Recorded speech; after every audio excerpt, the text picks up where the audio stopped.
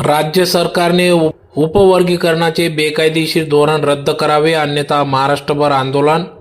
भारतीय संविधान सेनेचा इशारा, मोर्चा काढून निषेध. अनुसूचित जातीमधील उपवर्गीकरण लागू करण्याचा राज्य सरकारचा अट्टहास पूर्णपणे बेकायदेशीर आहे. सर्वोच्च न्यायालयाच्या अभिप्रायाचा राजकीय गैरवापर सरकार करू पाहत आहे. सरकारने बदर समितीचा अहवाल सार्वजनिक करावा व उपवर्गीकरणाचे धोरण रद्द करावे अशी आग्रही मागणी भारतीय संविधान सेनेने केली असून या संदर्भात आज जिल्हाधिकारी भाग्यश्री विस्पुते यांना निवेदन देण्यात आले. तसेच SC व ST संवर्गाच्या हक्कांचे संरक्षण करण्यासाठी एकूण 6 मागण्या मांडण्यात आल्या. भारतीय संविधान सेनेतर्फे आज दुपारी शहरातील डॉक्टर बाबासाहेब आंबेडकर पूर्णाकृती पुतळ्यापासून संविधान जागर आंदोलन करण्यात आले. आंदोलनासाठी सुप्रसिद्ध कवी तथा दंगलकार नितीन चंदनशिवे यांची प्रमुख उपस्थिती होती. यावेळी उपस्थितांना संबोधित करण्यात आले. दरम्यान भारतीय संविधान सेनेच्या शिष्टमंडळाने जिल्हाधिकाऱ्यांना निवेदन दिले. या निवेदनात म्हटले आहे की भारतीय संविधानाचे शिल्पकार महामानव डॉक्टर बाबासाहेब आंबेडकर यांनी शेकडो वर्षाची क्षमता व शोषणातून शोषित घटकांना मुक्त करण्यासाठी सर्व मागास जातींना अनुसूचित जाती या एकाच छताखाली आणले. परंतु महाराष्ट्र शासन ही एकसंधता मोड काढण्यासाठी अनुसूचित जातींमध्ये अ, ब, क, ड असे वर्गीकरण लादण्याचा अट्टहास करत आहे. वास्तविक सर्वोच्च न्यायालयाने उपवर्गीकरण लागू करणे राज्यावर बंधनकारक केलेले नाही. ते लागू करणे व नाकारणे हा राज्याच्या अखत्यारीतील व मर्जीतील विषय आहे. उत्तर प्रदेश, मध्य प्रदेश किंवा राजस्थान सारख्या राज्यात सर्वाधिक अनुसूचित जातींची लोकसंख्या असताना तेथे उपवर्गीकरण लागू करण्यात आलेले नाही. मग महाराष्ट्र सरकार अट्टहास का करत आहे असा सवाल या ठिकाणी उपस्थित करण्यात आला. वास्तविक अनुसूचित जातीचा विकास न होण्यामागे वर्गीकरणाचा अभाव हे कारण नसून शासकीय निधीची होणारी प्रचंड लूट व योजनांची अपूर्ण अंमलबजावणी हे आहे. सदर निवेदन देतेवेळी या ठिकाणी भारतीय संविधान सेनेचे प्रमुख आनंद लोंढे, इंजिनियर रवी पवार, आबा अमृतसागर, गोपाल सिरसाट, भैया वाघ, भाऊसाहेब बडसाने, गौतम पाटोडे, किरण भालेराव, डॉक्टर जयश्री वानखेडे, सागर चित्ते, बिवसन आहिरे, बाबूराव नेरकर, राष्ट्रीय चर्मकार संघ धुळे जिल्हाध्यक्ष पांडुरंग वानखेडे, जितेंद्र जगताप, श्याम कानडे, जगदीश सरोदे, विशाल वानखेडे, अनिल जाधव, समाधान गायकवाड, ज्योती रावत, BR हाके, देवीदास जगताप, राजेंद्र भांबरे आदी पदाधिकारी यांच्यासह अनेक नेत्यांनी या आंदोलनाला पाठिंबा दिला. ज्यात ॲडव्होकेट रविकांत वाघ, दादा सोनवणे, श्रीराम सोनवणे, दीपक आहिरे, प्राध्यापक विजय जवराड, पंडित गोसावी, बबन वानखेडे, कन्हैया साखरे आदी पदाधिकाऱ्यांनी या ठिकाणी या आंदोलनाला पाठिंबा दिला असून मोठ्या संख्येने या ठिकाणी सर्वसमावेशक जाती समाज बांधव, आंबेडकरवादी कार्यकर्ते, पदाधिकारी या आंदोलनात सहभागी झाले होते.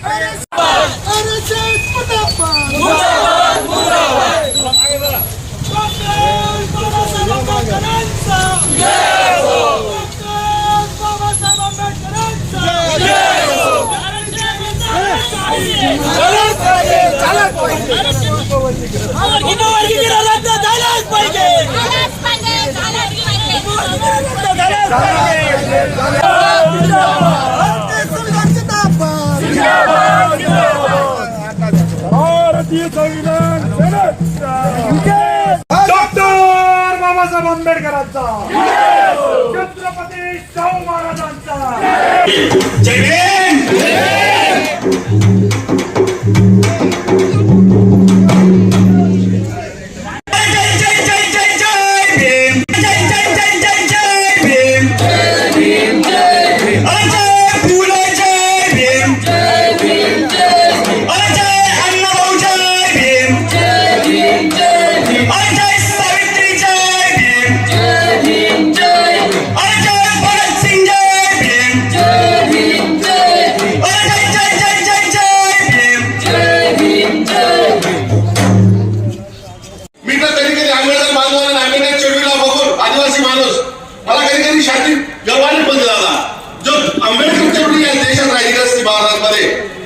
सांगणे आणि आमच्यावर आणि छोट्या छोट्या आंदोलनकारी लोकांना यांनी देश नाबूद केलेला आहे. आदिवासीच्या जंगल नष्ट केली यांनी, आदिवासीमध्ये भांडणं लावली यांनी. आता ती चूक दलितांना आणि बौद्धांमध्ये लावण्याची सर्वात मोठी चूक महाराष्ट्र सरकार करत आहे. काय म्हणताय देवेंद्र फडणवीस साहेब, सुप्रीम कोर्टाचे आदेश आहे, सुप्रीम कोर्टाचे आदेश आहे. सुप्रीम कोर्टाने फक्त काय महाराष्ट्र सांगितलंय का तुम्हाला? देशाने सांगितलं. अरे सुप्रीम कोर्टाने विचार करायला सांगितलं. परंतु काय आहे, या सत्तेला दलितांना, आदिवासींना, बौद्धांना अस्थिरकडे, त्या देशाला अस्थिरकडे हे कसे भांडत राहतील, आमची सत्ताची पोळी कशी नाकून राहील. परंतु आंबेडकरी चळवळ जिवंत ठेवणारे लोक, बाबासाहेबला मानणारे लोक, आंबेडकरी चळवळीचे विचारांचे लोक या महाराष्ट्रात जिवंत आहेत, भारत देशात जिवंत आहेत आणि ती एक चळवळ चालू ठेवलेली आहे. म्हणून आज संविधान जागर ज्या या निमित्ताने मी धुळ्या जिल्ह्यातल्या, धुळे शहरात आणि परिसरातला आमच्याकडे काल मोर्चा होता 20ला, मोठी संख्येने आंदोलन झालं. परंतु मी ते आमच्या बांधवांनाही सांगतो, ज्यांनी लावून दिलं क ब ड, अरे नुकसान तुमचं होणार आहे. तुम्ही पुरा 59 जमातीचं नुकसान, जातीचं नुकसान करणार आहे. त्यानंतर आदिवासीची पाडी आहे, मग ओबीसी येणार आहे. तुम्ही सर्वांचं नुकसान करताय. अरे डॉक्टर बाबासाहेब आंबेडकरांनी सर्वात पहिले तुम्हाला मांडीवर घेतलं होतं, आदिवासींना मांडीवर घेतलं होतं, मराठा समाजाला मांडीवर घेतलं होतं. डॉक्टर बाबासाहेब आंबेडकरांनी त्यांना महाराजांनी दिलं होतं. फक्त भारताचा शेवट विचार झालेला होता. म्हणून आपण आताही संविधान या भारत देशाला डॉक्टर बाबासाहेब आंबेडकरांनी फक्त का महाराणी बौद्धांना दिलेलं नव्हतं. या भारतीय संविधान भारतला दिलेला होता, हिंदुस्थानला दिलेला भारत संविधान आहे. म्हणून आपण सर्वांनी विचार करावा. आणि मी त्या बांधवांना सांगतो, तुम्ही आता काय वेळ गेली नाही, एकत्र या, 59 गटाला एकत्र राहा.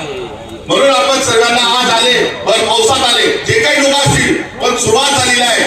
आणि जे कवी आलेले आहेत त्याची एक कविता सांगितलं कामदेवजींची. कितीही त्रास झाला, कितीही अन्याय झाला, तरी कितीही मार खाल्ला, परंतु तो कामले त्यांचा नाही, कंटाळही नाही, तो लढत नाही, लढेल. म्हणून मी थांबतो. जय भीम. विरोधातला मोर्चा काढला. पहिल्यांदा त्यांच्यासाठी आपण प्रचंड टाळ्या मारायला सगळ्यांनी जोरात जायला पाहिजे. त्या टाळ्या दिल्लीला येऊन जायला पाहिजे. लक्षात घ्या, त्या ठिकाणी आपण बघतोय दिल्लीला काय चालू आहे. या ठिकाणी मनुवाद्यांचं राज्य आहे. एकेकाला मारायचे मागे लागले, तर अशा वेळी आपण अतिशय सावधपणे आपले पावलं टाकले पाहिजे. या ठिकाणी या कार्यक्रमासाठी ज्यांनी अतिशय प्रयत्न केले ते आमचे आनंदी लोढे साहेब, त्यांच्या संगतीने असलेले आमचे रवी बाबू, त्यांच्या संगतीने असलेले आमचे अमृत सागर आणि त्यांची सगळी टीम यांचा प्रचंड मी माझ्या वतीने त्यांचं मी अभिनंदन करतो. आणि तुम्हालाही सांगतो, एक वेळा टाळ्या वाजवा की त्यांनी सगळ्यांना बोलवलं. इथे एसटी मधलेच नाही तर एसटी मधले देखील कार्यकर्ते हजर आहेत. हे सगळ्यात महत्वाचं आहे. उपवर्गीकरण एसटीचं आहे आणि इथे हजेरी लावली आहे एसटी लोकांनी. याचा अर्थ असा की आम्ही सगळे जागृत होतोय आणि हे जागृत व्हायचं स्वप्न आहे. आज या ठिकाणी मनुवादी लोक आहेत. काल परवा दिल्लीला बघितलं, लाखो पोरांना मारलं.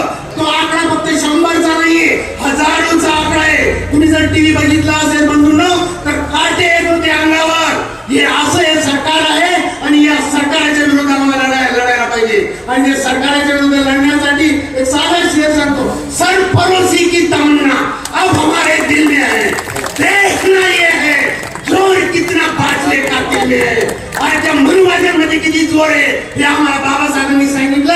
एकटा बाबासाहेब लढत होता, आता तर आम्ही सगळे जिवंत माणसं आहोत आणि त्यांना त्यांची जागा दाखवल्याची येणार नाही. आणि याच्यासाठी जातीमध्ये एकत्र येऊन म्हणजे उपवर्गीकरण या नालायक लोकांनी काढलं.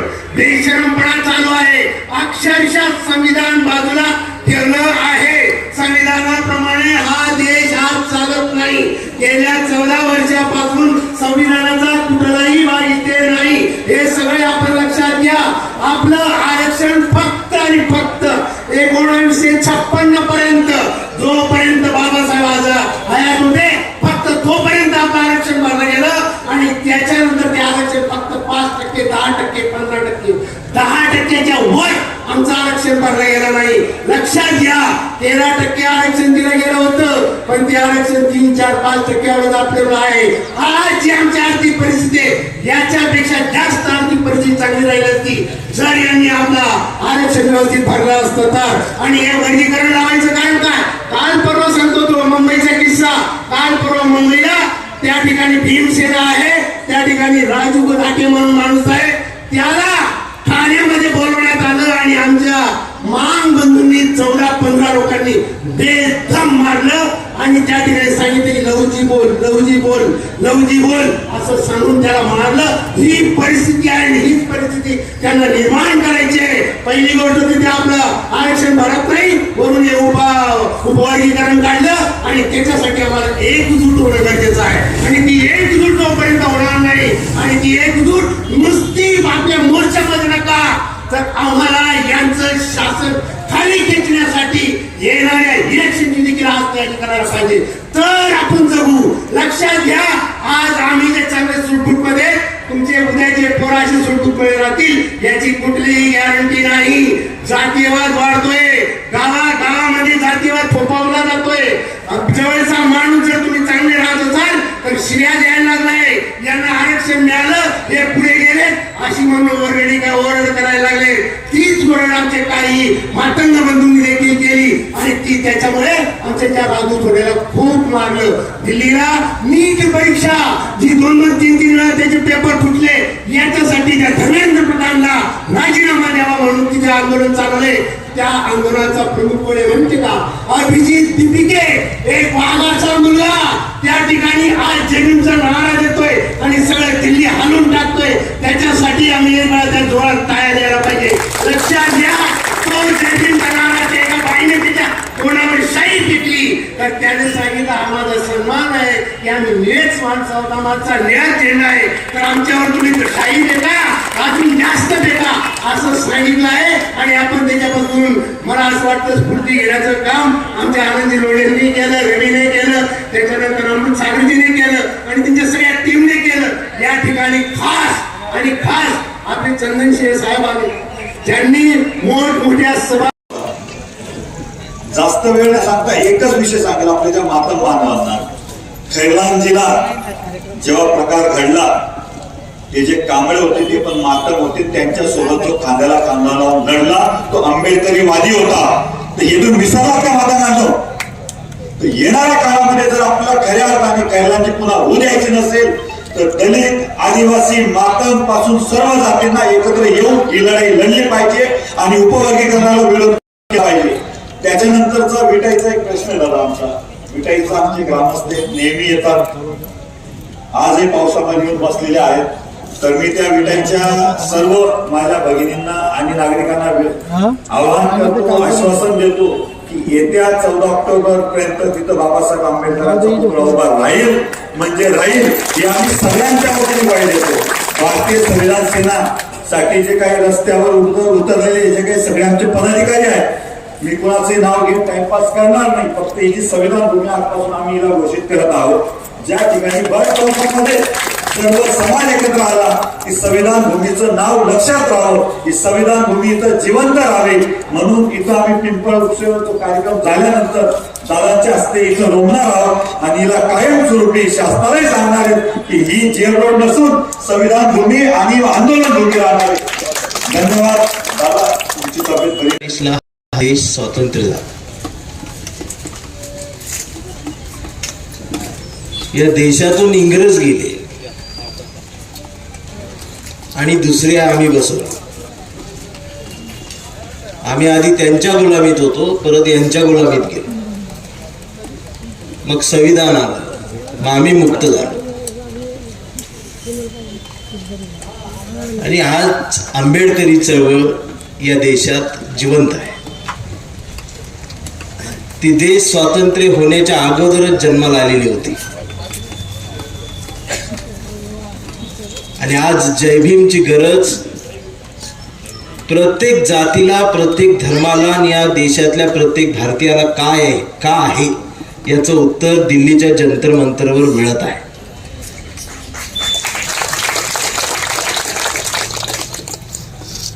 पण ही आंबेडकरी चळवळ, यात काय फक्त बौद्ध आहेत का? आंबेडकरवादी हा प्रत्येक जातीत, प्रत्येक धर्मात आहे.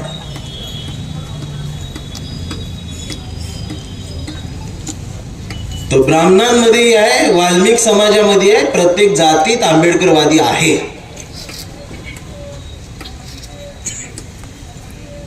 पण आम्ही कट्टर झालोय आणि प्रत्येक जात कट्टर झाली. आज बघितलं तर महाराष्ट्रात आपण एकटे पडलोय.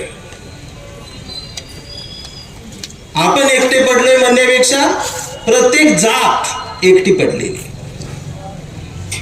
आणि हे एकटे पण कुणाला कळतंय?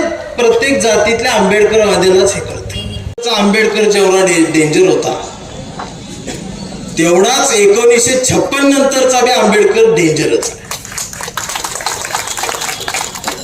कारण तो पेरला गेलेला, नुसता पेरला गेलेला नाही तर तो उगवलेला. मग हा उगवलेला आंबेडकर मुळासकट कापायचं काम सिस्टीम करते. पण कितीही कापलं तरी हे नव्यानं उगवतच. मागच्या पिढीनं नव्या पिढीला जे द्यायला पाहिजे होतं ते दिलं नाही. कुवतीचे पॅन्थर गेले, कुवत असणारे कुवतीचे पॅन्थर गेले आणि आता पावतीचे पॅन्थर. एका एका शहरात 15-15 पुतळे आहेत. का? आणि प्रत्येक पुतळ्यावर 4 जणांचं पोट चालत. हे असं बोलल्यावर मारतात. आणि मग ते वर्षभर कबूतर ते घाण करतात. 13 एप्रिलला पॅन्थर चालू होते. धुवा धुवा उद्या हार आणा.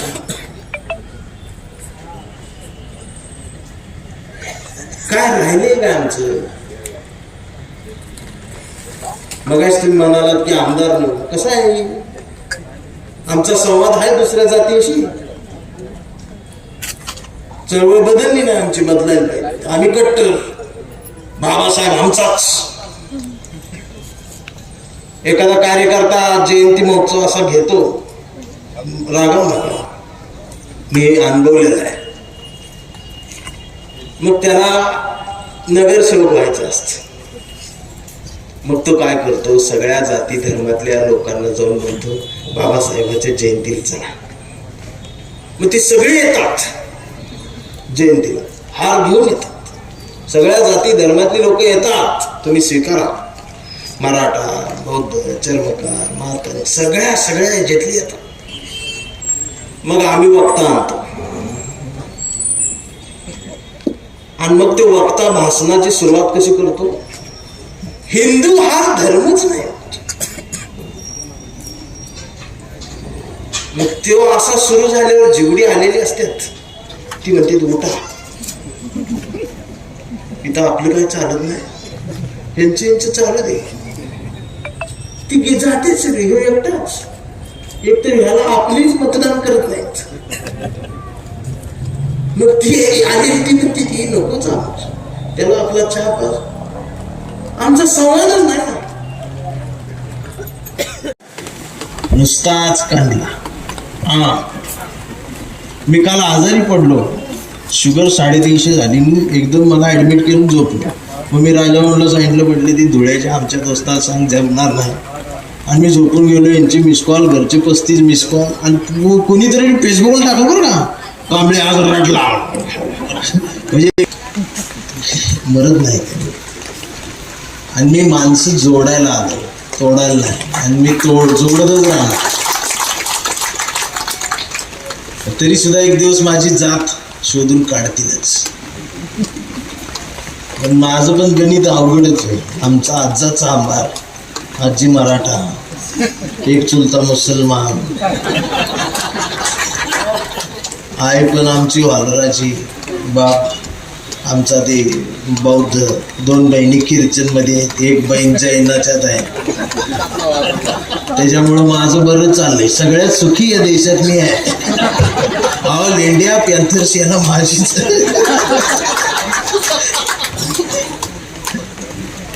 हे आमचा कांबळे लय हुशार. हो का, चाचा बी कांबळे आहे का? कांबळे सगळीकडे आहे. ते मशिदीतला कांबळे, तिथं मी परिवार आहे ना. कांबळे सगळीकडे आहे. कांबळे हुशार, हे कधीच नाही रडला, नुसताच कांदला. हा, कांबळे शाळेत गेला, मास्तरनं फळ्यावर सरस्वती काढली, पण कांबळेनं पाठीवर सावित्री काढली. कांबळेन पाठीवर सावित्री काढली, पण त्यानं फाळ्यावरची सरस्वती खोडलेली नाही. त्यानं संवाद ठेवलेला हे लक्षात घ्या. म्हणून मास्तरनं चिडून कांबळेला असा तुडवला. पण कांबळे बी हुशार, नाही रडला, नुसताच काढला. कांबळे वयात आला, मिशीत आला. कांबळे गुलाबी झाला आणि तिच्या प्रेमात पडला. मग तिनं विचारली त्याची जात. कांबळे म्हणला, वेडे मी माणूस माझी जात, प्रेमात कसली आली जात. मग तिनं बी कोपऱ्यात नेऊन कांबळेला असा तुडवला. पण कांबळे बी हुशार, नाही रडला, नुसताच काढला. कांबळेचं लग्न ठरलं. घरचे म्हणाले मुहूर्त पहा. कांबळे म्हणला पटत नाही, फुले वाचा. नातेवाईक म्हणले सत्यनारायण. कांबळे म्हणला जमत नाही, बाबासाहेब वाचा. मग भावकी म्हणली जागरण बंद, बोकाट जरी काम. कांबळे म्हणला पटतच नाही, गाडगे बाबा वाचा. मग घरच्यांनीच दार लावून कांबळेला असा तुडवला. पण कांबळे बी हुशार, नाही रडला, नुसताच काढला. मग कांबळे चळवळीत आला. सगळे गटतट दिसले. सगळ्यांना म्हणला सगळ्यांनी एकत्रित या. आणि एकत्रित येऊन कांबळेला असा तुडवला. मग त्याला कळलं ही तुडवायला एकत्रित आले. पण कांबळे नाही रडला, नुसताच काढला. मग कांबळे वर्गीकरणाच्या मोर्चात आला.